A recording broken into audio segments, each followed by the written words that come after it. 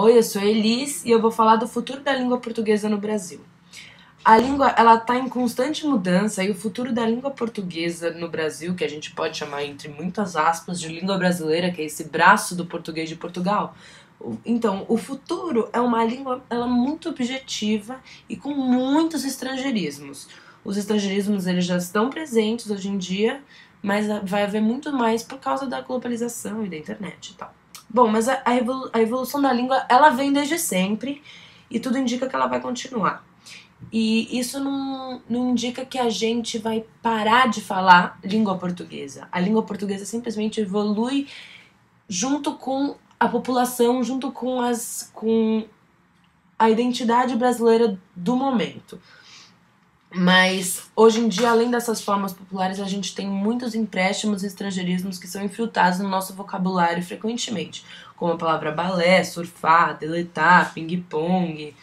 Um exemplo é aqui nessa imagem, o feirante está usando off, sale, que são palavras que representam liquidação, desconto em inglês, para vender os seus produtos numa coisa super popular brasileira, que é a feira.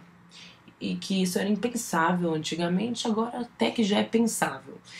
E a internet, a globalização, elas ajudam muito nesse estrangeirismo. Por exemplo, o verbo twittar, que vem do Twitter, que é a rede de mini blogs da internet, que faz super sucesso, e o twittar já foi incorporado no nosso vocabulário, e a gente não precisa mais falar vou escrever um texto no meu Twitter. Não, simplesmente twittar, um verbo que a gente emprestou dos Estados Unidos e dos outros países que falam inglês, que incorporaram o verbo tweet, por exemplo.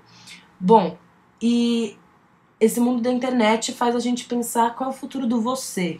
É o VC? Antes o você era vossa mercê e ele só era usado para dirigir-se à realeza portuguesa. Aí do vossa mercê foi pro vosso MC, que foi pro vós me ser, e enfim o você. E no futuro, o C, o você, aí as cortes portuguesas que falavam vossa mercê para elas, e esse VC, utilizado pelos internautas, ele pode tomar o lugar do pronome de tratamento você, que já houve várias transformações. No futuro, quem sabe? Bom, além disso, tem umas regras gramaticais que elas nunca são usadas aqui no Brasil, como, por exemplo, a mesóclise. Nunca não, né? Mas muito raramente usadas. A mesóclise e a ênclise no início de orações. As gramáticas, que elas são muito antiquadas, elas consideram como um erro gramatical se você não utiliza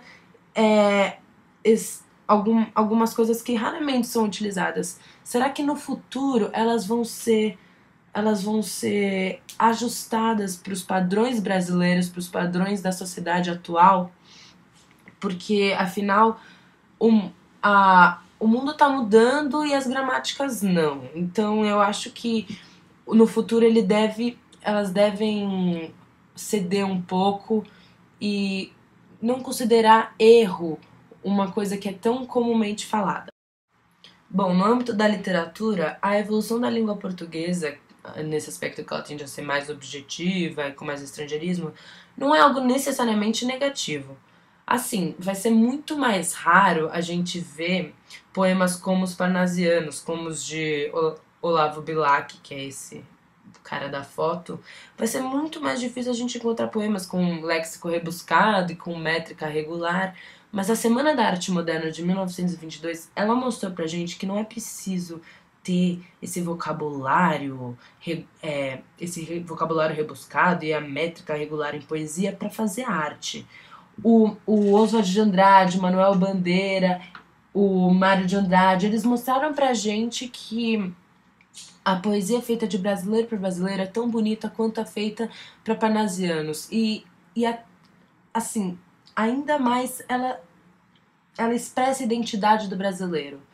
Essa é uma pintura da Tarsila do Amaral, do Oswald de Andrade, que fez um poema que chama Pronominais, que ele diz exatamente: dê-me um cigarro, diz a gramática do professor e do aluno e do mulato sabido, Mas o bom negro e o bom branco da nação brasileira dizem todos os dias: deixa disso, camarada, me dá um cigarro.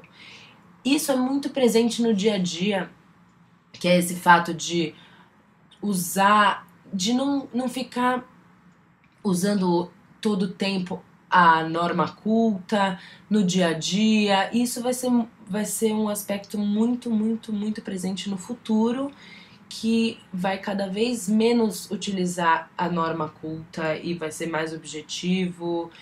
E é isso que os modernistas, desde 1922, eles têm visto na sociedade brasileira, na língua portuguesa do Brasil. Bom, a conclusão é que a objetividade e o estrangeirismo na língua portuguesa, eles são uma etapa da evolução constante da língua e eles podem acarretar no futuro muitos benefícios à cultura e à arte brasileira. Isso é só a gente olhar para o passado e a gente ver que as mudanças e as adaptações conforme a sociedade vai se encaminhando, elas são essenciais, elas são importantes e elas são inevitáveis. Então, no futuro, a literatura, a gramática e o você, você, o vossa mercê vão com certeza fazer parte da identidade brasileira. Obrigada.